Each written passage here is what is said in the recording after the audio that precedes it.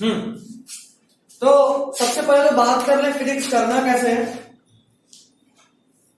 अच्छा, फिजिक्स से पहले जो रिक्वायरमेंट है फिजिक्स को पढ़ने के लिए वो है basic maths. Basic maths basic वाला रहता है अपने बेसिक मैथ्स।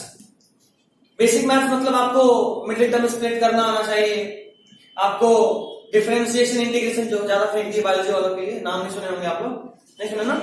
सुने? अच्छा, स्कूल में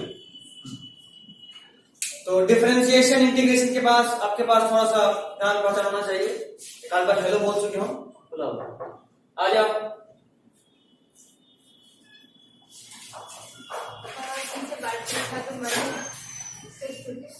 ठीक है, तो थोड़ा जान पहचान आपका डिफरेंशिएशन इंटीग्रेशन से होना चाहिए।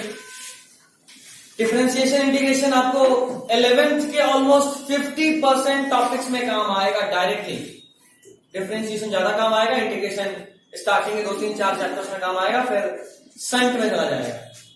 संट समझते हो? बाईपास, ट्रेन को संटिंग में लगाता है ना, स्टेशन से पहले रोक देता है ताकि कोई बड़े ट्रेन को पास किया जा सके। तो इंटीग्रेशन उतना इंपॉर्टेंट नहीं, बट डिफरेंशिएशन इंपॉर्टेंट है। उसके अलावा ग्राफ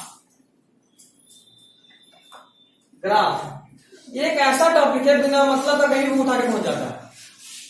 इसको मतलब बोलता ना बिना न्योता के पहुंच जाना, कोई बुलाए नहीं कि आप आ जाइए, मुंह उठा के पहुंच गए, हेलो सर हम भी आए, ऐसे वाला ग्राफ।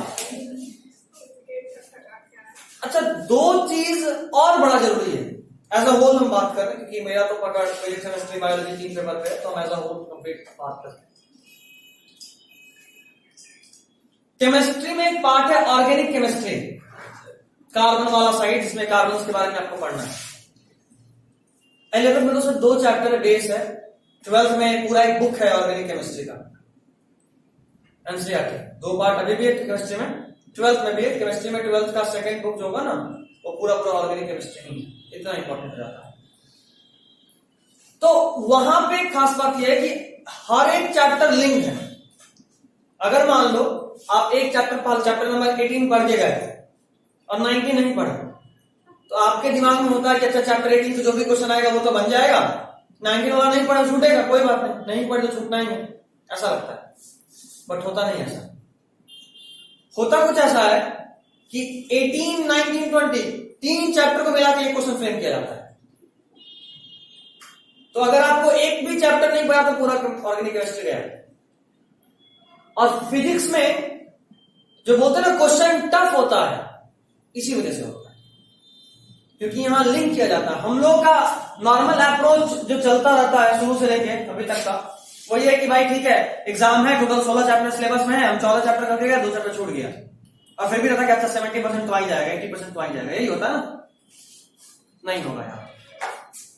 तो 2 चैप्टर छूटा, उसका डायरेक्ट क्वेश्चन जो आएगा वो तो जाएगा ही, साथ में उसका एप्लीकेशन जहां जहां होगा कम से कम 5-7 क्वेश्चन और मिलेगा, जहां एप्लीकेशन होगा वो भी देके दोगे। हर कुछ अप्लाइड होता है यहां, ठीक है? थोड़ा सा फिजिक्स का बेसिक्स वाला बात तो कर लिए, फिजिक्स तक पहुंचने से पहले आपको इसका बात करना होगा, बेसिक मैथ्स, जिसका टाइम हमारे पास नहीं है। हम लोग कहां पहुंच गए, किस मंथ में?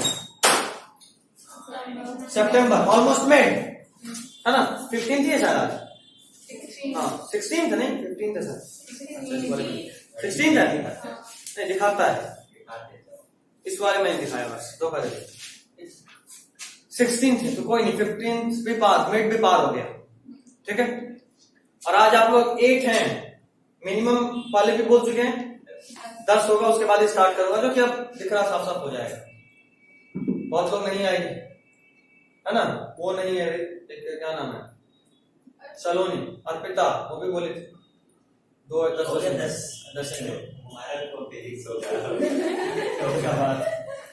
मुबारकबाद तो ऐसे तरह से बाप बन गया, मुबारक हो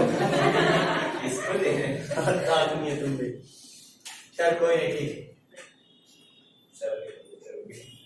तो ये तो हम लोग देखेंगे, बट खास बात यह है कि बहुत टाइम गुजर चुका है, और कायदे से फिजिक्स का जो सिलेबस होता है 7 महीने का, आराम से पढ़ने, मतलब जैसे बायोलॉजी हम लोग अभी तक पढ़ रहे थे उसी पेस में पढ़ते चले, तो ऑलमोस्ट 7 मंथ का होता है, ठीक है? लेकिन आप में से कितने लोग हो जो नीट सोचे हो कि को नीट या जेईई मेंस देना है?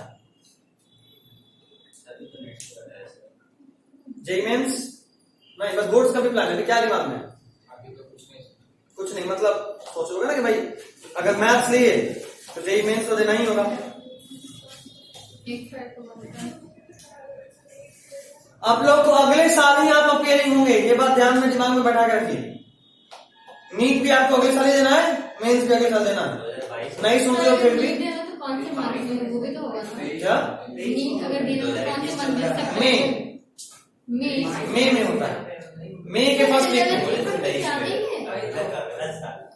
11th पर से क्या देंगे? मतलब हम बोले 12th अपीयरिंग, तो 12th अपीयरिंग अभी थोड़ा ना हो, अगले साल 12th अपीयरिंग हो गए। हाँ, तो इस साल तुम्हारा सेशन अगले साल वाला होगा ना, मतलब अभी 21 हो रहा है, 21 खत्म होगा 3 महीने में, उसके बाद 22 आएगा, 22 में नहीं, 23 के मई में। अरे तुम लोग सेशन बोल रहे थे, हम सेशन नहीं कर रहे, हम बोले अगले साल ही तुम अपीयरिंग हो जाओगे। तुम्हारा अगला साल तुम्हारा सेशन का एंड होगा 23 तुम्हारा सेशन नहीं है, 23 तुम्हारा सेशन नहीं है, तुम्हारा सेशन 22 है। 23 में तुम्हारा सेशन एंड होगा। भले मान लिया करो, इतना होगा ही नहीं, गुजर जाएगा, पता ही नहीं चलेगा, दिन काउंट करते करते गुजर जाएगा। तो ऐसे बोली जैसे 150 रुपया है।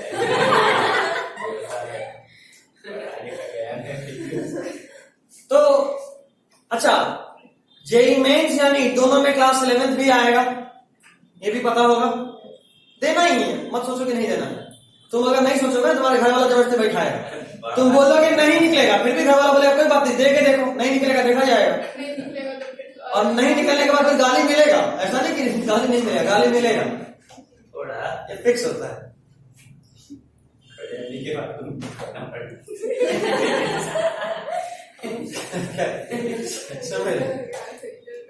तो अगर कायदे से कंपटीशन का प्लान करके चले तो हमारा सेशन 11th वाला मार्च एंड तक तो मर्ज कर खत्म करना होगा। 6 महीने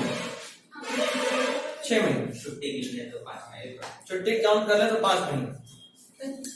और असल में ये भी हम गलत बोल रहे हैं, कुछ अधिक बोल रहे हैं मेरे हिसाब से। अगर और अच्छे से बोलूं तो जो थोड़ा सा बहुत मुश्किल वाला बात हो जाएगा, लेकिन जनवरी एंड फेब में नहीं घुसना चाहिए, क्योंकि 11th के बाद आपको कम से कम 15 दिन का गैप चाहिए, 15 से 20 दिन का गैप 12 शुरू करने से पहले, ताकि आप एक बार रिफ्रेश हो पाओ। लगातार पढ़ाई नहीं हो सकता, 20 दिन का गैप कम से कम मान के चले। तो मानो जनवरी में खत्म किए, फरवरी गैप दिए, मार्च में 12th स्टार्ट किए, मार्च अप्रैल मई जून जुलाई अगस्त सितंबर 7 महीना लेके चल रहे हैं कम से कम। जो कि बोले 12th में बोर्ड भी देखना है, तो अभी की तरह उड़ नहीं सकते, अभी तो सिर्फ हमको कंपटीशन सोचना है। 11th में बोर्ड नहीं होता, तो आपका दिमाग ये होना चाहिए कि आपको लॉन्ग आंसर क्वेश्चन के लिए प्रिपरेशन अभी नहीं करना है। अपने हाथ को इस तरह से सेट कर देना कि क्वेश्चन देखा और आंसर निकल जाए 1 से 2 लाइन में, तभी कुछ होगा। ठीक है, क्योंकि टाइम का खेल है, सारा खेल टाइम का। आता सबको है, कोई बुड़बक वहां गंवार नहीं जाता, एक्चुअली गंवार भी जाता है, ऐसा नहीं जाता है, लेकिन तुम्हारा कंपटीटर कोई गंवार नहीं होगा। तुम्हारा कंपटीटर वही होगा जो पढ़ के गया होगा, और जो पढ़ के गया होगा उसके पास नॉलेज का कमी तुम्हारे से कम नहीं होगा, सेम ही होगा ऑलमोस्ट। टाइम का खेल, ठीक है। अब सोचो 7 महीना हम आपको दिए किसके लिए? 12th के लिए, पूरा 12th उसमें सब खत्म करना है। सितंबर में, अक्टूबर नवंबर 2 महीने में आपको वापस से पूरा 11th रिवाइज करना है। ठीक है, पूरा दिसंबर आपको 12th वापस से रिवाइज करना है, क्योंकि जैन के फर्स्ट वीक में आपका प्रैक्टिकल्स होगा, और उस प्रैक्टिकल में जो वाइवा होता है उसमें फुल सिलेबस से कुछ भी पूछ सकता है। हाँ, वाइवा भी होता है, लिखना भी है, फिर ओरली एक्सटर्नल आता है जो पूछता है, ओरली पूछेगा आपसे वाइवा। बिहार बोर्ड में भी होता है।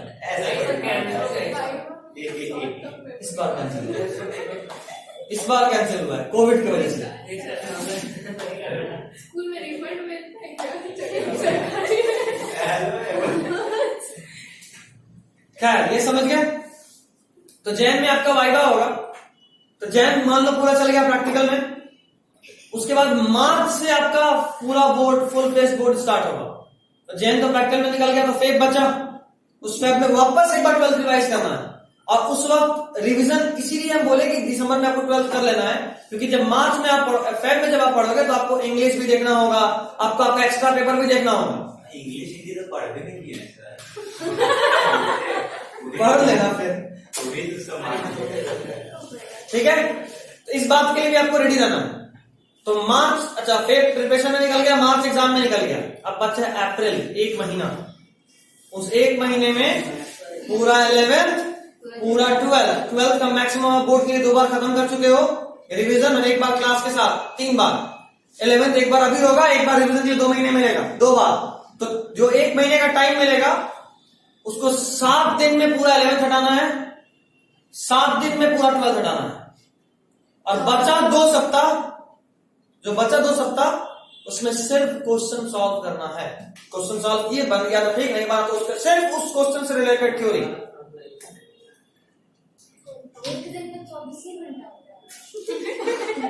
और इंसान चाहे तो 24 घंटे में 30 घंटे के बराबर पढ़ाई कर सकता है, करता है।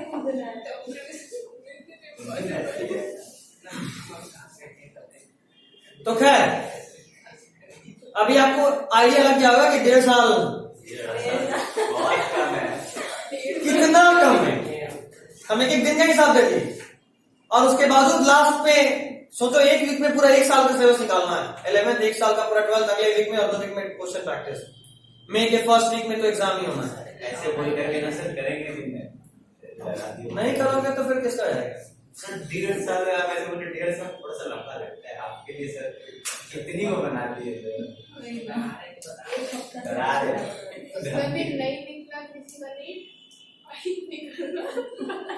करने के बाद भी नहीं पाइप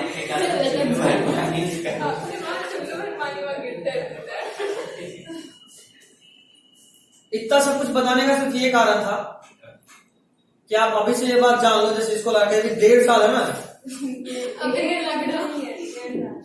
1.5 महीना है एक्चुअली। कैसे गुजर जाएगा पता ही नहीं चलेगा, ठीक है ना। अभी तक में कैसे गुजर के सच में पता चला नहीं होगा, नहीं पता चला ना। तो अभी इतना बोलने के पीछे का जो मेन कंक्लूसिव लाइन है वो ये कि फिजिक्स क्लास 11th का हमारा पेस क्या होगा आप कैलकुलेट कर सकते हैं इससे। क्योंकि अगर अभी तेज नहीं हुए तो अभी अगर 11th संभाल लिए तो 12th का बोर्ड का खतरा है। 11th अगर तेजी में निकाले तो 12th का बोर्ड पे खतरा नहीं, बोर्ड फिर भी सेफ है, हाँ नीट पे थोड़ा खतरा है। तो उसको संभालने के लिए हमारे पास लास्ट में 2 महीना टाइम फिर मिलेगा। लेकिन अगर अभी स्लो हो गए तो बोर्ड संभालने का टाइम नहीं मिलेगा। समझ गए बात? सर पर 12th का जो एग्जाम होता है सर, उसमें 11th का भी पूछता है? नहीं, बोर्ड्स में नहीं पूछेगा सर, 12th कंपटीशन में पूछता है, ठीक है। तो आपको एक अंदाज तो यहां हो गया। अब प्लानिंग सुनिए, इस पेज को हम लोग कंटिन्यू कैसे करें। आप में से कितने लोग हो जो डेली 5 घंटा हमको देने के लिए रेडी हो? 5 घंटा यहाँ फिर घर बैठ के मुझे देना पड़ेगा। कैसे? ये सबको 2 समझ में नहीं आएगा। 5 घंटा ठीक नहीं दे सकता होगा। 5 घंटा दोगे? नहीं दोगे में नहीं के बाद गैप था या कंटिन्यू था? स्पेस बार था ना, ठीक नहीं, उसके बाद स्पेस देंगे या कॉमा, नहीं के बाद कॉमा देंगे, नहीं के बाद एक्सक्लेमेशन मार्क। सोच लो ठीक करने के लिए दिया फिर ठीक हो जाएगा इतना टाइम। स्कूल के बाद बहुत मुश्किल है। अभी सुनो, हाँ इसलिए स्कूलिंग तुम्हारे पास तो और दिक्कत होना है। कभी स्कूल का प्रैक्टिकल, कभी स्कूल का असाइनमेंट, कभी स्कूल का इंटरनल एग्जामिनेशन, कभी टेस्ट। यही में तुम्हारा जिंदगी चौपट हो जाएगा। मौत बराबर जिंदगी एकदम देखा हुआ चीज। इसलिए हम 12th में किसी को भी स्कूल प्रेफर नहीं करते। यही सबसे बड़ा कारण, स्कूल जाना बुरा नहीं है, स्कूल का जो असाइनमेंट, प्रैक्टिकल, प्रोजेक्ट, ये पागल बना देगा एकदम। एग्जाम के 10 दिन पहले प्रैक्टिकल फाइल जमा करो, एग्जाम के 2 दिन पहले वाइवा के लिए पढ़ो, बोर्ड जाए बाहर में। टीचर का यही मतलब होता है।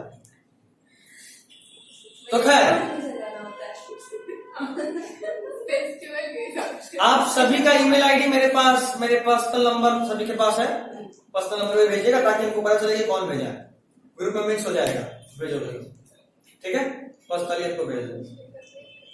उस ईमेल आईडी पे आपके पास एलएन कोटा के टॉप फैकल्टीज का लेक्चर जाएगा। आप एक बार भेजे थे शायद, एक तो ये हमें बस एक ही लेक्चर गया। वो यूनिट एंड डायमेंशन था। टेलीग्राम पे जो मेरे पास डेमो लेक्चर आया था वो भेजे। बेसिक मैथमेटिक्स का बेसिक टूल सीखने के बाद लगेगी। हाँ, बेसिक टूल्स तो मेरा अपना है। 8 लेक्चर अभी तक देखे नहीं देखे? देखे थे सारा ठीक है, तो तुम्हारे पास तो हो गया होगा फिर। ठीक है, तो वापस प्लान वापस से एक तरफ से हम चल रहे होंगे ऑफलाइन, और दूसरा दिन जो अल्टरनेट खाली होता है उस अल्टरनेट में आपके पास अभी नहीं, ऑलमोस्ट 2 वीक मान के चलो वेट करेंगे ताकि थोड़ा सा पेस हम ले लें खुद ही आराम से। और उसके बाद जो दूसरा अल्टरनेट चालू होगा उस अल्टरनेट में एक दूसरा चैप्टर चल रहा होगा। एक साइड में फिजिक्स का एक पार्ट चलेगा, दूसरे साइड में फिजिक्स का दूसरा पार्ट चलेगा, जिसका आपस में कोई लिंकेज नहीं होगा, ताकि आपको कंफ्यूजन ना हो। जो हम पढ़ाएंगे वो हम पढ़ाएंगे, जो लेक्चर देखोगे आप वो लेक्चर देखोगे। ठीक है, अगर आपको उस एल के लेक्चर से समझ में नहीं आएगा तो आपके पास आकाश का लेक्चर जाएगा। उसके बाद भी डाउट रहा तो हम तो है ही, डाउट तो देख ही सकते हैं, इतना तो टाइम नहीं है हमारे पास, है ना। पूरा एक लेक्चर करने में 12-15 घंटा लगता है, मतलब पूरा एक लेक्चर पूरा एक चैप्टर करने में, लेकिन उस एक चैप्टर का डाउट तो 4 घंटे में निकल जाएगा ना। तो टाइम को तो हम सीधा 1/3 कर लिए, तो उस हिसाब से इनको चलना है। अच्छा, वो लेक्चर अगर समझ में नहीं आया इसका मतलब ये नहीं होता कि टीचर को या तो पढ़ाने नहीं आता, अक्सर यही होता है। हम उस लेक्चर का बात कर रहे हैं, हम तो समझाएंगे, चाहे प्यार से, चाहे मार से, चाहे डरा के, मेरे को एबिलिटी है, हम उस लेक्चर का बात कर रहे हैं। अगर समझ में नहीं आया तो सीधा लगता है कि हमको टीचर जो पढ़ा रहा है वो सही नहीं पढ़ा रहा है, या फिर टीचर एक्स्ट्रा पढ़ा रहा है। जैसे अभी हम बोल दिए एलएन के टॉप फैकल्टी, तो अब ये नहीं लगेगा तुम्हारे दिमाग में कि टीचर एक्स्ट्रा पढ़ा, मतलब सही नहीं पढ़ा रहा है। तुमको लगेगा टीचर एक्स्ट्रा पढ़ा रहा है इसलिए समझ में नहीं आ रहा है, ऐसा लगेगा तुमको। हम अभी एक बात क्लियर कर दें, ऐसा बिल्कुल नहीं होता है। अगर आपको सीखना है तो कमी आप अपने अंदर ढूंढिए, वहां नहीं कि वो एक्स्ट्रा पढ़ा रहा है। अरे वो टीचर है जो हर साल ऑल इंडिया रैंक 1 देता है, हर साल उसी का पढ़ाया हुआ बच्चा 720 में 720 नंबर लेके आता है। उसी का पढ़ाया हुआ बच्चा जेईई मेंस में इस बार भी 100% आया। कितना बच्चा लाया? 3 बच्चा तो एलएन का ही था उसमें। तो रिजल्ट दे रहा है, वो गलत पढ़ा के एक्स्ट्रा पढ़ा के रिजल्ट नहीं दे सकता। ज्यादा पढ़ के रिजल्ट नहीं आता है, जो पूछता है उतना ही अच्छे से पढ़ के रिजल्ट आता है। और तुम जब उससे पढ़ोगे, जब उसका लेक्चर देखोगे, तो तुमको समझ में आएगा कि आखिर क्यों एलएन 2 लाख और 3 लाख रुपए लेता है, क्यों उस टीचर का पेमेंट मंथली 3 करोड़ है। 3 करोड़ हम भी वही करते हैं सब जाकर। तुमको क्या लगता है टीचिंग इतना बुरा प्रोफेशन है? इतना ज्यादा मतलब मेरी सोच से जो दानिश सर यहाँ पढ़ा रहे हैं ना, दानिश सर कुछ भी नहीं तो मंथली 3 से 4 लाख कमा रहे हैं हाँ, वो बोले तो उसे चार्ज काफी करते हैं, मंथली। फिर भी पिज्जा लेके जाते हैं। ये भी अच्छा है। गलत जगह पे हो, यहाँ नहीं खिलाएंगे वो, उनके सेंटर खोले तो खिलाते हैं।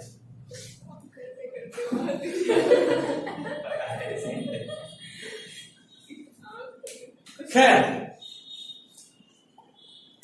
तो अब ये भी आप समझ रहे हो कि आपको मान लेना है कि जो पढ़ा रहा है वो एक्स्ट्रा नहीं है। खराब पढ़ा रहा है तो दिमाग में नहीं आएगा क्योंकि वो 11 टीचर हम समझ रहे हैं, लेकिन ये लगेगा कि यार हमको कुछ समझ में नहीं आ रहा क्योंकि वो एक्स्ट्रा पढ़ा रहा है।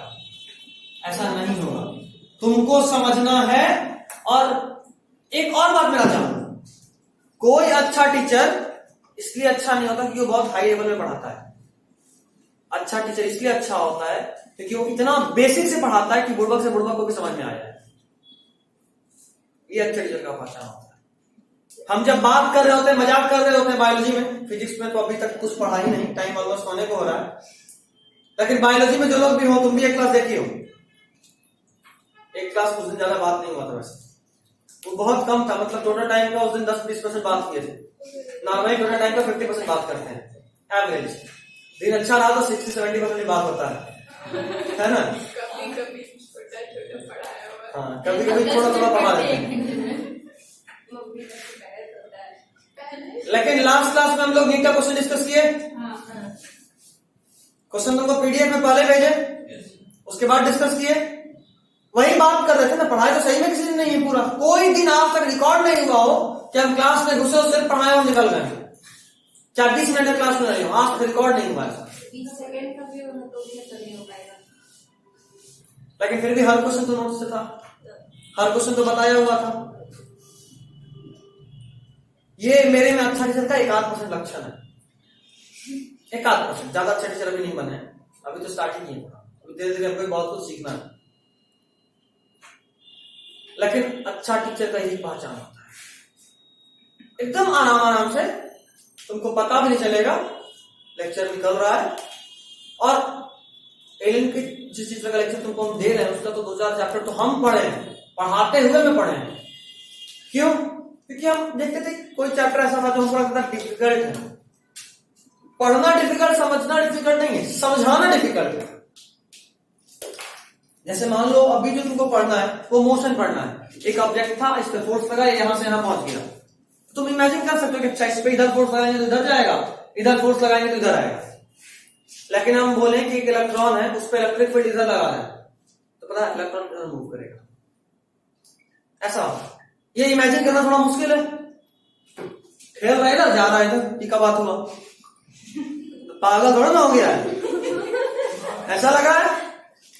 तो इस तरह का लॉजिक्स जो हमको लगता है समझाना थोड़ा मुश्किल है बच्चों, जो आया सीधा सीधा। तुम लोग खुद सोचो 10th तक तुम लोग बड़ा मजा किए हो, यहाँ कोई भी ऐसा तो नहीं होगा जो फिजिक्स यूट्यूब भी कहीं से नहीं देखा होगा, या क्लास में कभी मुलाकात नहीं हुआ हो किसी टीचर से, कहीं ना कहीं तो एक आध बार घूम के आया फिजिक्स में भी है सब लोग ऐसा। 10th में कभी 11th का ऐसा फिजिक्स का इमेजिनेशन भी हुआ था, सपना भी नहीं आना था। ये सब 11th का तुम लोग बच्चे लोग अभी 10th का अपना बोर्ड तैयारी करो ना,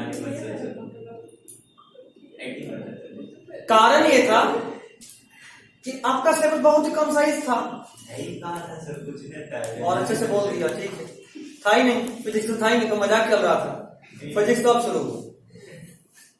तो वैसे बच्चे जो कभी कुछ नहीं देखे हैं, उनको अचानक से अभी कुछ ऐसा चीज दिखाना जैसा वो सोच नहीं सकते, समझाना मुश्किल होता है, मेरे लिए भी मुश्किल होता है। तो एज अ टीचर हम ही नहीं, कोई भी टीचर भी कहीं ना कहीं किसी न किसी बुक से पढ़ रहा होता है कि हमको आइडिया लगे कि हमको क्या पढ़ाना है, कैसे पढ़ाना है।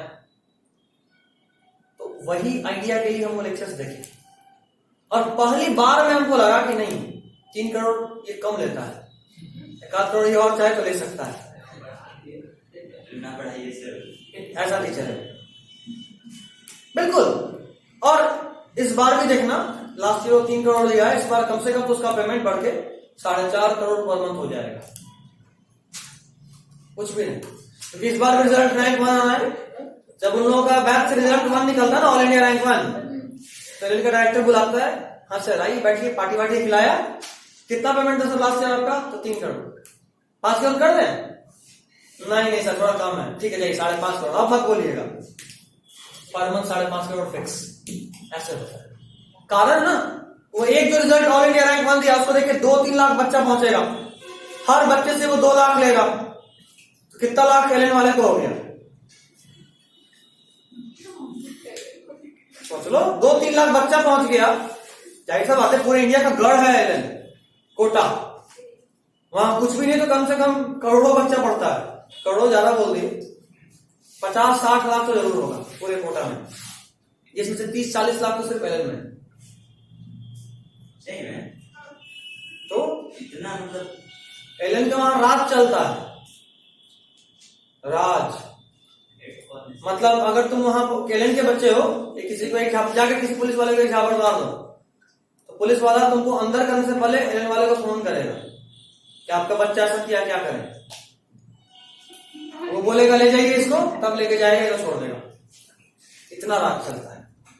एलन का अपना पुलिस है कोटा शहर में, एलन पुलिस, इतना है उसका राज।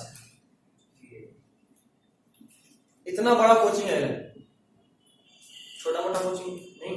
कोटा में आकाश वगैरह हाँ है, आकाश का दिल्ली में राज चलता है। दिल्ली वाला आकाश बहुत फेमस है। आकाश दिल्ली, आकाश गोरखपुर, ये सब फेमस है।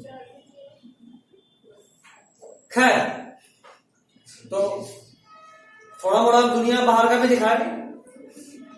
चलो मेरे पास 15 मिनट है, 10 मिनट है शायद, 10 मिनट नहीं, कोई नहीं, 20 मिनट पढ़ाते हैं, 20 मिनट पढ़ाते हैं अपने घर से, ताकि थोड़ा जान लो कि हम सिर्फ देखते भी कुछ पढ़ाते भी हैं, है ना, ये भी जानना जरूरी है। 1 घंटा देखे 10 मिनट तो पढ़ लें, नहीं फिर बायोलॉजी में तो पढ़ना है।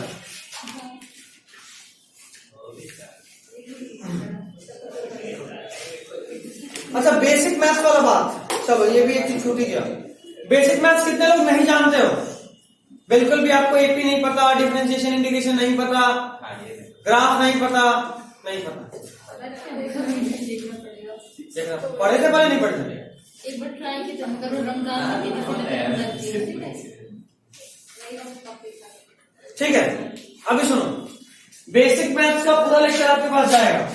अब मेरे पास टाइम नहीं है कि हम फिजिक्स से पहले का मैथ को क्लास में टाइम दें। रिकॉर्डिंग है अवेलेबल, 8 लेक्चर है टोटल, जिसमें पूरे 2 साल में जितना भी मैथ का जरूरत आपको पढ़ना है वो सब वहां रहेगा। ठीक है, पूरे 2 साल का मैथ जो आपको फिजिक्स में काम है सब अभी पढ़ा दूंगा उस लेक्चर के थ्रू। उस 8 लेक्चर को आपको 3 दिन में खत्म करना है। एक लेक्चर 30 से 40 मिनट से अधिक का नहीं, ठीक है, 3 दिन में खत्म करना है। आपको कॉपी में पूरा बनाना है और उसके बाद हम आपको क्वेश्चंस भेजेंगे जिसको सॉल्व करना है। ठीक है, क्वेश्चन शायद हम पहले भी एक बार भेजे थे क्या? नहीं, तुम लोग कहां से भेजेंगे, तुम लोग नहीं थे मेरे साथ कांटेक्ट में। जो लोग था बायोलॉजी के लिए गया वो तीनों पेपर में फंस गए। जब मूड खराब होगा तो केमिस्ट्री भी पूछेंगे, टेंशन मत लो, थोड़ा पढ़ लो। केमिस्ट्री का तो कोई साइड बुक यूज कर रहे हैं तुम लोग? नीट वीट करना नहीं करना? हाँ जो एनसीईआरटी काफी है सर। कौन बोला? एनसीईआरटी का थ्योरी काफी है, कंसेप्ट काफी है, क्वेश्चन काफी नहीं। क्वेश्चन आपको एमसीक्यू सॉल्व करना है। हम एक बुक भेज देंगे, साइड बुक, हम एक बुक भेज देंगे सबको। पीडीएफ ही रहेगा, डायरेक्ट से बात है। हार्ड कॉपी सबको से बुक मिलेगी, पीडीएफ रहेगा। 350-400 का बुक है, अफोर्ड कर सकते हैं तो खरीद लीजिए। और अफोर्ड मतलब इकोनॉमिकली बात नहीं करें, 400 सब खरीद सकता, हमको पता है, इतना गरीब कोई नहीं है, नाम तो बताइए। बता रहे। अफोर्ड करने का मतलब अगर आप कंप्यूटर पे काम कर सकते हैं, क्वेश्चन देके कॉपी में सॉल्व कर सकते हैं तो ठीक है, फिर क्या जरूरत है पैसा बर्बाद करने की। अगर नहीं होगा तो फिर दिशा का बुक आता है, देखो दिशा केमिस्ट्री का। हम नहीं होगा तो इसका लिंक भेज देंगे अमेज़न से, ठीक है, या पीडीएफ भेजेंगे तो वहां से देख लेना। पीडीएफ में तो बुक का नाम तो रहेगा। अच्छा, फिजिक्स में कौन सा साइड बुक फॉलो करना है, आसान या हार्ड?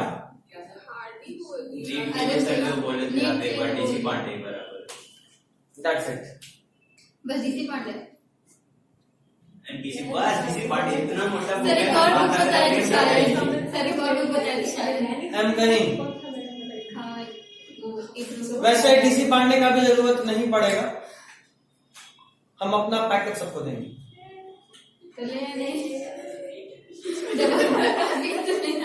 नहीं जरूरत नहीं, तो वो डीसी पांडे का डीसी पांडे बस।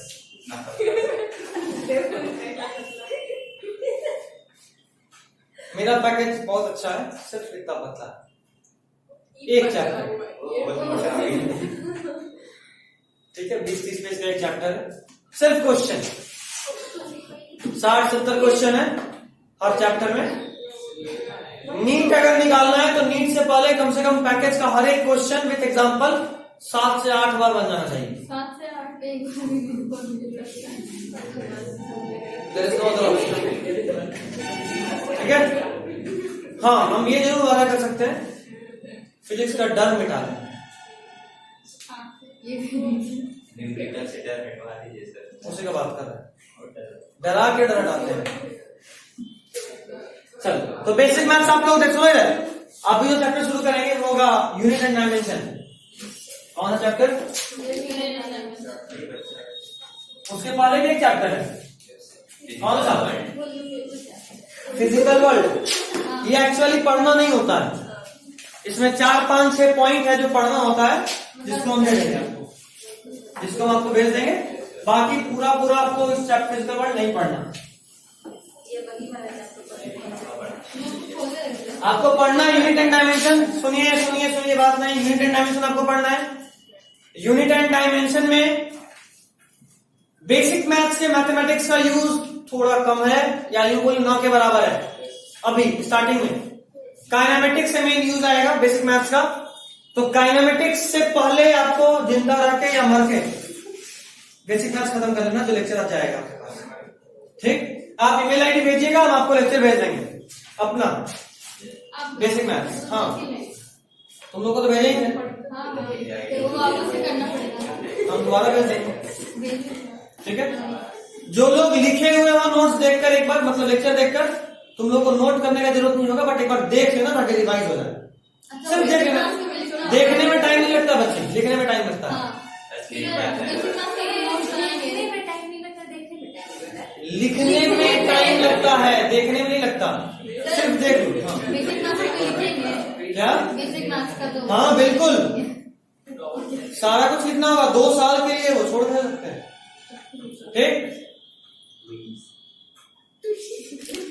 ईमेल आईडी पे आज हम आपको एक चैप्टर भेज देंगे। ठीक है, एक्चुअली यूनिट एंड डायमेंशन का तो लेक्चर पहले से ही है टेलीग्राम वाले चैनल पे, लेकिन वो उतना इफेक्टिव हमको नहीं लगता, क्योंकि वो मेरे फेवरेट टीचर का नहीं। मतलब इसका बात कर रहे थे 5-6 लाख बोल दिया,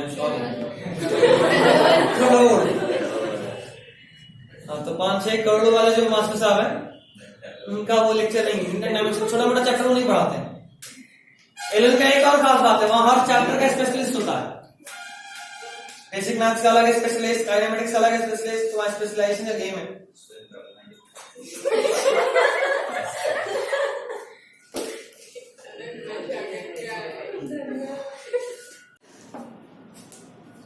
चलिए बेसिक मैथ्स आज देख लेना, जब तक ये चल रहा है तो तुम्हें खत्म कर लेना। काइनेमेटिक्स से सब हम पढ़ाएंगे, और जो चैप्टर हम पढ़ाएंगे उस चैप्टर का थ्योरी के लिए आपको आकाश का लेक्चर हम देंगे। अगर आपको थ्योरी या प्रूफ कुछ चाहिए होगा तो आप आकाश वाले लेक्चर से देख लीजिएगा, सबके लेक्चर पास पहुंच जाएगा। अभी मेरा काम है कि आपको इस काबिल बना देना कि आप सारा न्यूमेरिकल सॉल्व कर सकें 11th का। अभी हम ज्यादा डिटेलिंग में नहीं घुसेंगे कि व्हाट इज फोर्स, तो फोर्स का 2 लाइन का डेफिनेशन, फिर उसका फोर्स का टाइप, बैलेंस अनबैलेंस फोर्स, फिर विथ एग्जांपल। हमको अभी 10th का बोर्ड नहीं देना, 9th 12th का बोर्ड देना है। फोर्स क्या होता है समझना है, फोर्स का न्यूमेरिकल आएगा तो कैसे बनाना है ये जानना है। मेरा मेन मोटो ये रहेगा, हम आपका डर खत्म करेंगे। डर कि क्वेश्चन देखकर आप डरे नहीं। फोर्स क्या होता है तो आप बोलने से हिचके नहीं, लेकिन फोर्स क्या होता है लिखने के लिए आपको थोड़ा इंग्लिश का मदद लेना होगा। तो इंग्लिश इतना सबको आता है मेरे हिसाब से, इतना बोलना कोई नहीं है। ठीक, चलिए थोड़ा सा पढ़ लेते हैं, थोड़ा सा क्या करते हैं, बस 15 मिनट और बचा है। देखो इधर, चलो सुनो। फिजिक्स में अगर हम यूनिट एंड डायमेंशन का बात करें तो इससे मेरा मतलब सिर्फ इतना सा है कि हमको फिजिक्स के सारे चैप्टर्स में जितने भी फिजिकल क्वांटिटीज आते हैं उन सब के बारे में एक बेसिक आइडिया लगाना है। कॉपी खोल लीजिए, आपको लिखना होगा। बुक बंद कर सकती है, बुक का कोई यूज नहीं। NCERT totally waste. स्कूल में मैथमेटिक्स पढ़ाता है पक्का? मास्टर बड़ा बनाना कौन टीचर पढ़ाता है? अनुपम सब तो अच्छे टीचर है यार, वो फिजिक्स के आंसर से लाइन में पढ़ाते हैं। नहीं, वो सिर्फ नोट्स लिखते हैं, एक बोर्ड पे सिर्फ लिखते हैं हाँ और एक्सप्लेन करते हैं बोर्ड पे लिखकर। एनसीईआरटी से वही कुछ पॉइंट बताते हैं। कुछ हाँ वो ठीक है। तो हमको लगा कि वो धोखा दे रहे हैं, ट्यूशन में तो अपना अलग पढ़ाते हैं, वो कोचिंग में पढ़ाते हैं तुमसे नहीं पता। जल्दी पकड़ो बेउर में अंदर जेल में बेउर इलाका का नाम से जेल का ही नाम नहीं है। लड़के का डाउट भी एक से एक होता है। सुबह से आज जो मुबारक को बोला है ना, वही जिसका दिमाग में गलत पहुंचा हुआ है लग रहा है। चलिए unit and dimension. Physical quantity, physical quantity तीन तरह का होता है। पहले को बोलते हैं बेसिक फिजिकल क्वांटिटी। बात नहीं साधन, ये फिजिक्स है, बायोलॉजी नहीं कि दो लाइन बोलने के बाद सुन लिए समझ में आ गया। एक पढ़ने का स्पीड ज्यादा होगा। पहला इज बेसिक फिजिकल क्वांटिटी, वैसा फिजिकल क्वांटिटी जिसको डिराइव करने के लिए, जिसको एक्सप्लेन करने के लिए हमको किसी और फिजिकल क्वांटिटी का हेल्प नहीं लेना हो, मतलब समझाएंगे। Second is derive and third is supplementary.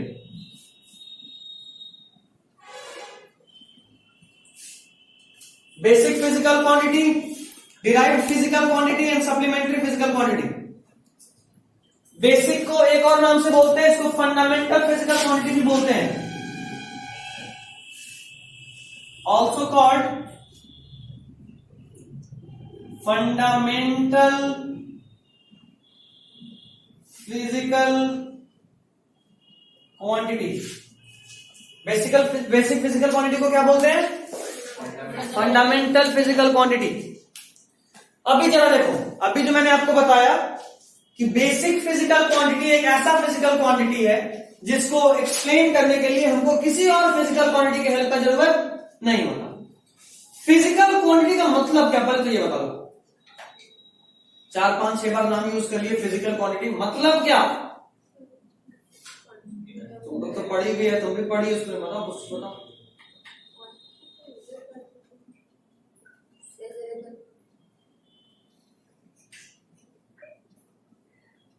एक हद तक, लेकिन नंबर तो ना मिले वाला ऑप्शन रहता है उसके।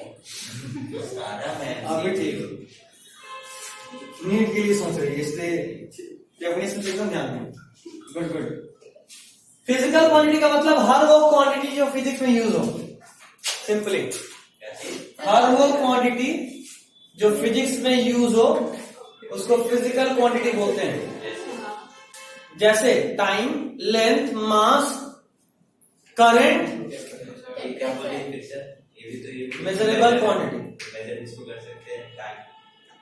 क्या बोले? कुछ हद तक ठीक है, बोले गलत? पूरा हद तक सही है बात। पूरा हद तक नहीं। जो लैंग्वेज होता है ना, जो देखो अक्सर ये बात लगता है, ये थेरोलॉजी में चलो खूब करता है कि आप बोल रहे हैं वो भी ठीक है, लेकिन जो हम बोले गलत कैसे है। ये अक्सर इंग्लिश वाले टीचर के साथ, या असल में ये इंग्लिश नहीं एसएसटी वालों से ज्यादा मारपीटी होता है कि हम जो लिखे और आप जो बोल रहे हैं दोनों तो सेम ही बात है, नंबर का है काटे, पता ना, खूब थेरोलॉजी होता है। लेकिन टीचर बोलता है नहीं, फिर हम लोग पीछे मुड़ते हैं, 2-3 मन का भड़ास शुभ वचनों के साथ निकालते हैं और उसके बाद बोलते हैं कि मतलब का चैप्टर एनसीईआरटी का वो छाप दें, उसको तो सुनिए जाएंगे मन में बोलते हैं। थोड़ा मन का आवाज। हाँ, वो दिल की आवाज होती है क्यों वो छाप दे क्या, ऐसा वाला। लेकिन टीचर फिर भी नंबर नहीं देता। कारण ये है ऐसा होता है। कुछ हद तक चित्तर भी होता है, इसमें दो राय नहीं है। एसएसटी से ज्यादा इंग्लिश वाला चित्तर होता है, एसएसटी वाला तो फिर भी ठीक होता है। तो कारण ये होता है ना कि एक प्रोटोकॉल सेट होता है, उसको वही लाइन देखना है, वो लाइन दिखेगा तभी नंबर मिलेगा, ऐसा। बायो वाला तो होता है कहीं कहीं बायोलॉजी वाला चित्तर, इसी को मैम से क्यों लेते हैं, कोई हमको चित्तर नहीं बोले, बना है तो नंबर मिलेगा, नहीं बना तो गया। जो बदला निकालना है मैम से किसे निकाल लेते हैं, नहीं। खैर, तो यहां भी वही बात, हर वो फिजिक्स का क्वांटिटी जो यूज हो उसको फिजिकल क्वांटिटी बोलते हैं। अभी तो दो बात और यूज हुआ कि बेसिक मतलब जिसको एक्सप्लेन करने के लिए किसी और फिजिकल क्वांटिटी का हेल्प की जरूरत नहीं है, और डिराइव्ड को एक्सप्लेन करने के लिए किसी दूसरे फिजिकल क्वांटिटी के हेल्प का जरूरत होता है। तो सबसे पहले बेसिक या फंडामेंटल फिजिकल क्वांटिटी समझते हैं कितना होता है, क्या होता है, फिर क्या होता है तो बात कर लिए। ये टोटल 7 होता है। कितना? 7 है नंबर। पहला लेंथ। लेंथ का ऐसा यूनिट मीटर। और इसका डायमेंशन बताओ। डायमेंशन समझते हो क्या होता है? क्या? पावर। किसी भी फिजिकल क्वांटिटी का डायमेंशन उसको बोलते हैं जितने पावर में हम उसको बेसिक फिजिकल क्वांटिटीज के टर्म में लिख लें। नहीं समझ में आया? समझाता हूं। लेंथ का बोले कुछ देख लो, लेंथ का डायमेंशन एल होता है। वो बोले तो थे। कहां बोले? गलत है। Next is mass. मास कैसा unit? Kg. Dimension? Next is time. Time कैसा unit? Dimension? Next is temperature. चलो टेम्परेचर। ऐसा यूनिट? केल्विन। क्यों? डायमेंशन?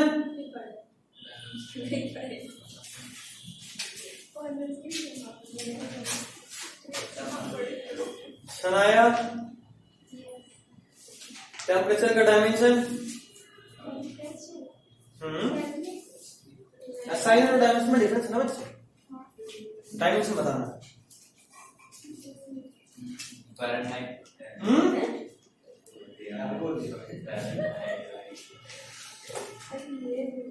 सर आप भी बता दीजिए।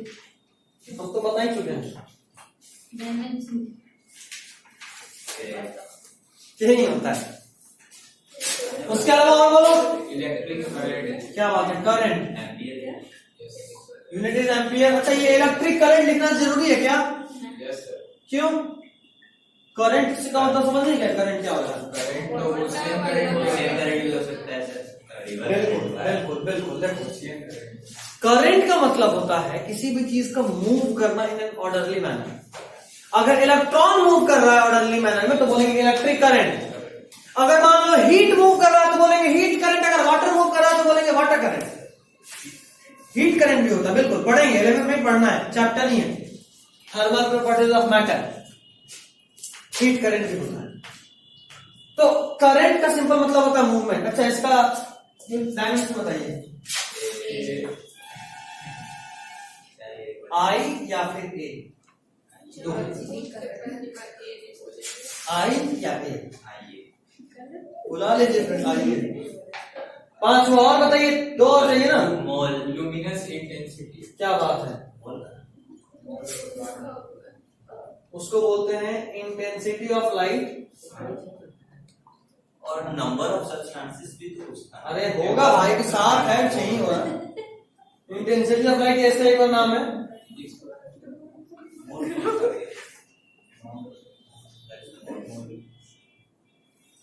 चलो हमको कोई जरा समझाओ इंटेंसिटी का मतलब क्या? थोड़ा फील करो ना यार, फिजिक्स फील का चीज है, फील करो थोड़ा। Sir amount. लाइट का स्पीड। अच्छा, एक सेकंड रुको। इसके बाद एक और कौन सा बचा बताओ जरा। Amount of substance. Amount of substance. जरा बताइए, अब बताओ जरा। ल्यूमिनस इंटेंसिटी या इंटेंसिटी ऑफ लाइट का क्या मतलब? लाइट इंटेंसिटी कितना उसका मतलब वेवलेंथ है। वेवलेंथ में ऐसी है क्या? संसाटा किसी का है थोड़ा मोड़ा पे जल बल रहा बल्ब? वही चल रहा है। बीच से जलता है तो सब ट्यूबलाइट जलता ही नहीं तुरंत से। देखो, लाइट इंटेंसिटी का मतलब क्या? एक फिक्स्ड एरिया में कितना लाइट का रे आ रहा हो। जितना ज्यादा लाइट का रे किसी फिक्स्ड एरिया में होगा उस एक जगह पे लाइट का इंटेंसिटी उतना ज्यादा होगा। इंटेंसिटी का सिंपल मतलब डेंसिटी जैसा टर्म समझ सकते हो। If I am talking about intensity of light, you can imagine it as density of light beam। मतलब ये कि ये बल्ब है, मान लो यहां से 100 लाइट रे एक बार में मेरे लाइट आइज में इंटर कर रहा होगा, और अभी अगर हम सन को देखेंगे तो सन से इतना लाइट रे निकल रहा होता है कि एक बार उसको देखेंगे तो कम से कम 1000 या लाख लाइट रे मेरे आई में इंटर कर रहा होगा। तो किसका इंटेंसिटी ज्यादा है? सन का, क्योंकि मेरा आइज का एरिया तो फिक्स है। उस फिक्स एरिया में सन का लाख रे इंटर कर रहा है और इस बल्ब का सिर्फ 100 रे इंटर कर रहा है। मतलब कि ये जो बल्ब में लाइट निकल रहा है उसका डेंसिटी थोड़ा कम है, और जो सन से निकलता है उसका डेंसिटी थोड़ा ज्यादा, थोड़ा क्या बहुत ज्यादा है। मतलब लाइट का ल्यूमिनस इंटेंसिटी ज्यादा है और इस बल्ब का कम है। ठीक है, चलिए ऐसे भी बताइए। कैंडेला, कैंडेला डायमेंशन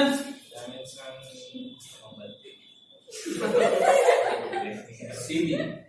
तो बस आंसर मत करियो टेस्ट में।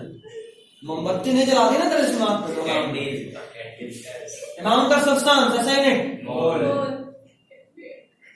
और डायमेंशन MOL, MOL लिखते हैं बच्चा, क्योंकि M तो मास का पालिश है। हम बोले थे। हम कहाँ कहते तुम बोले पहले ही मान लिया। सर हो गया फिजिक्स। मैं भी फिजिक्स का हूँ, आया तो कहीं पॉइंट है। ठीक है इतना, ये था बेसिक फिजिकल क्वांटिटी। अब इसका चचेरा भाई डिराइव फिजिकल क्वांटिटी। एक एग्जांपल लेते हैं फोर्स का। इसका फॉर्मूला सबको पता होगा इसलिए फोर्स बोले। क्या बात है, शाबाश। चलो जरा एक्सेलरेशन का फॉर्मूला बताओ।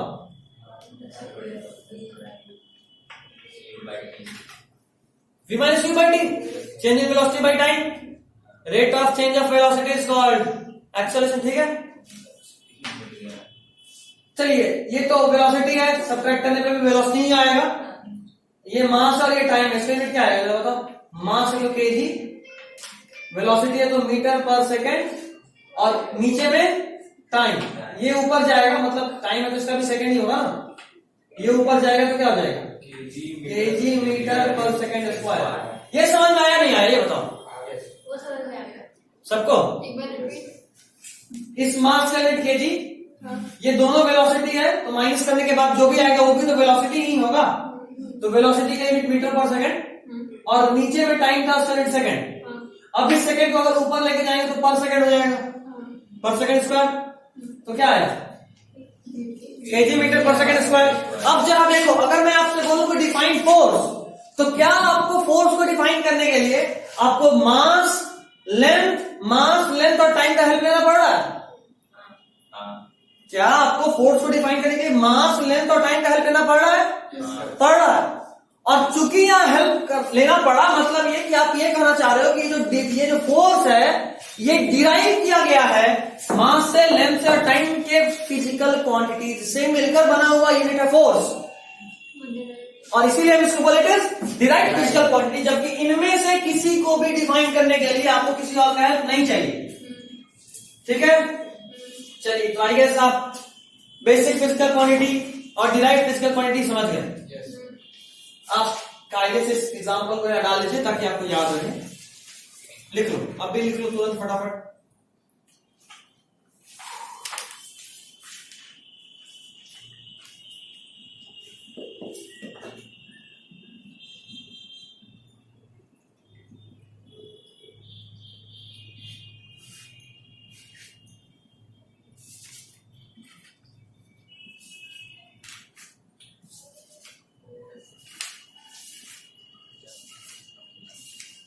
अच्छा एक और चीज अभी बता दूं, ये वो चैप्टर है जिसका क्वेश्चन अभी नहीं बनेगा।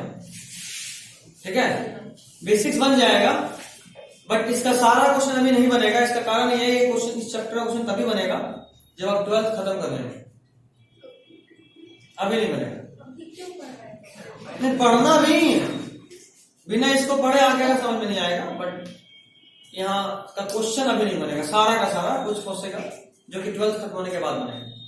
इसका कारण यह है कि आपको किसी भी चीज का यूनिट दे देगा और बोलेगा जरा इसका डायमेंशन बताइए। जैसे अभी हम आपको बोले फोर्स का डायमेंशन बताओ, तो आप जरा इस यूनिट में देकर डायमेंशन बता सकते हो। केजी का एम का क्या था डायमेंशन, देखो एल, एस का डायमेंशन क्या था टी, और पावर सेमी। तो अगर आपको बोले फोर्स का डायमेंशन बताओ, तो आपका फोर्स का फॉर्मूला पता था, उसका यूनिट निकाला, डायमेंशन निकालिए। अगर हम आपको बोले डाइलेक्ट्रिक कांस्टेंट का डायमेंशन निकालो,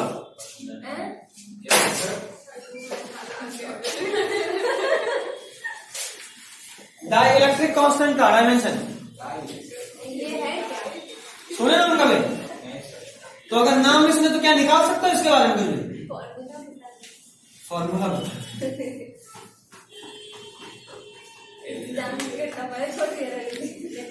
F v by f m. नहीं समझ में आएगा क्या? अब कहने का मेरा मतलब है कि डाइलेक्ट्रिक कांस्टेंट जब तक पता चलेगा तब तक तभी बनेगा, बिना पता चले तो नहीं बनेगा। Dielectric constant class 12 first chapter physics में पढ़ना। तो ऐसा क्वेश्चन अगर आएगा तो अभी कैसे बनेगा, समझे बात? तो डायमेंशन निकलेगा कैसे ये आपको भी पढ़ना है, बट डायमेंशन निकालने के लिए आपको अगर कोई ये दे दे फिर ये निकाल सकते हो, और ये अभी आपको नहीं पढ़ना, ये पढ़ोगे 12th में या धीरे धीरे चैप्टर्स में आगे, इसलिए अभी गारंटी नहीं है कि अभी आपसे हो जाएगा, ठीक है? It will take time. Supplementary last 5 minute और देखकर छोड़ देते हैं सप्लीमेंट्री वाला। तो आप बेसिक भी समझ गए, आप डिराइव भी समझ गए, अभी आपको सप्लीमेंट्री फिजिकल क्वांटिटी समझना है। सप्लीमेंट्री फिजिकल क्वांटिटीज वो क्वांटिटीज हैं जिनका डायरेक्ट कोई यूज नहीं, ठीक है, इनडायरेक्ट यूज होता है। और इसको डिफाइन करने का एक और तरीका है कि वैसे फिजिकल क्वांटिटी जिनके पास यूनिट तो होता है लेकिन डायमेंशन नहीं होता। ऐसे फिजिकल क्वांटिटी जिनके पास यूनिट तो होता है लेकिन डायमेंशन नहीं होता, इसलिए इसको कंप्लीट फिजिकल क्वांटिटी नहीं बोलते, क्योंकि फिजिकल क्वांटिटी में यूनिट भी था और डायमेंशन भी था। यहां डायमेंशन नहीं होगा, देखिए पहले तो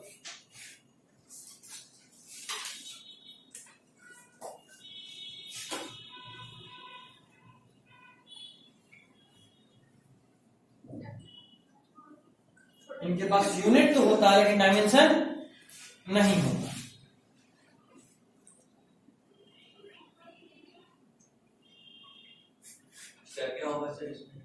क्या बता रहा हूं अभी, हो गया इतना? देखिए सप्लीमेंट्री फिजिकल क्वांटिटी दो तरह का होता है, रेडियन और स्टेरेडियन। रेडियन और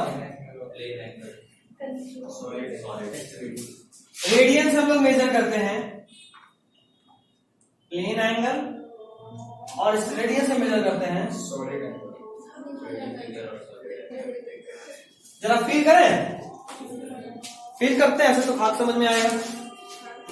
किसी के पास एक पेज हो, देखिए मेरा तो काफी पूरा भरा भरा हर जगह नोट्स है, फाड़ के देना होगा, तो फालतू यूज पेज नहीं है वैसा, हाँ उसको निकाल सकते हो।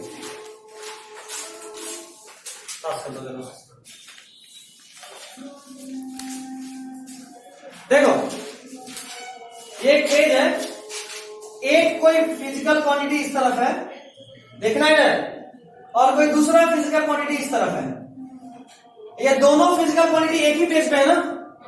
अच्छा, इसको अगर हम ऐसे मोड़ दें तो ये फिजिकल क्वांटिटी तब भी इसी एक ही प्लेन में है। प्लेन मतलब कि कोई एक पेज पे दोनों आ जाए, ठीक?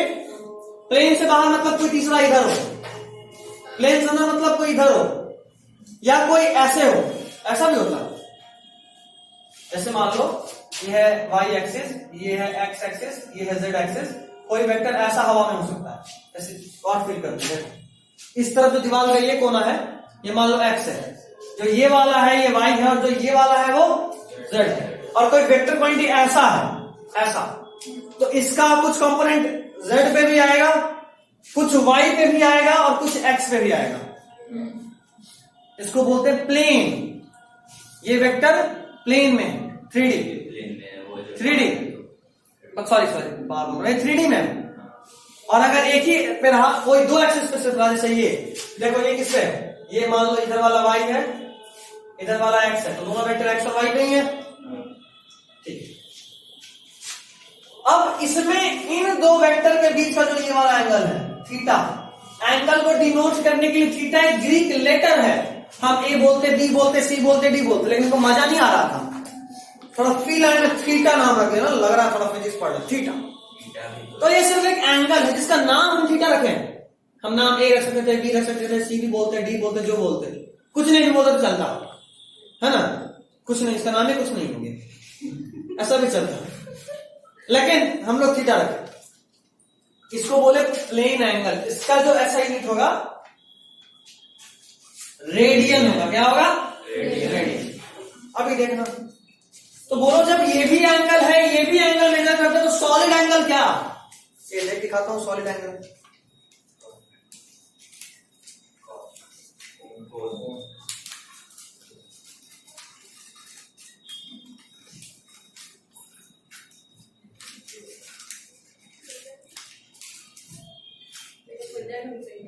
मुझे ढूंढ रही पूछ रही है सर कैसे मिल जाए। मेरे दिमाग में था कहीं आइसक्रीम ना मांग ले भैया, आइसक्रीम।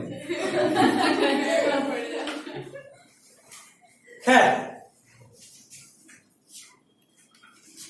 अभी देखो, अगर कोई तुमसे बोल दे कि हमको ये बीच वाला एंगल चाहिए, ये कोना, इसका कोई एक एंगल बन रहा हो, ऐसा मतलब ये कि अगर हम इस छेद से देखें तो हमको एक फिक्स एरिया दिखेगा, है ना, एक फिक्स एरिया दिखेगा। वो फिक्स एरिया वो एंगल होगा जो यहां पे एक बेस पे बन रहा होगा, गोल सा। थोड़ा इसको और फील करते हैं। एक ऐसा कोण है,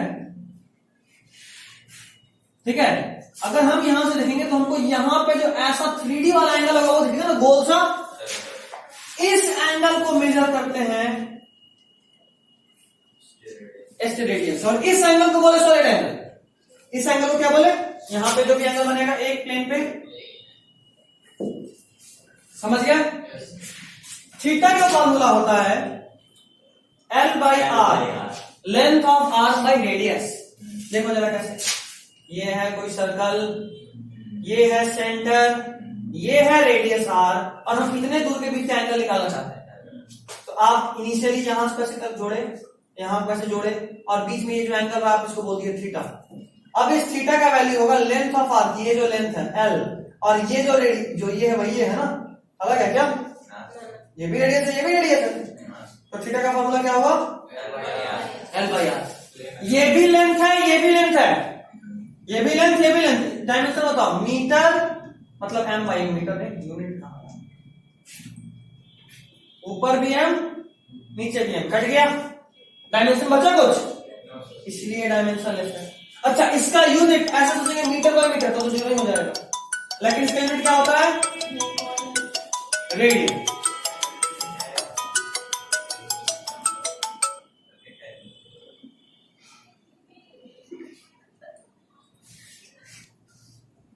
ये समझ गया? इसका यूनिट क्या आएगा? L/R। थीटा का फॉर्मूला L/R, इसी का काम है, इस रेडियन का काम नहीं है। इसका यूनिट होता है ऐसे, एक होता है फॉर्मूला, इसको ओमेगा से डिनोट करते हैं, ओमेगा। इसका नाम थीटा, ऐसा तो जानता है ना, लिख दो, पता है ना, गुड, इतने बकलोल नहीं, अच्छी बात है। ओमेगा का फॉर्मूला होता है delta S by r square.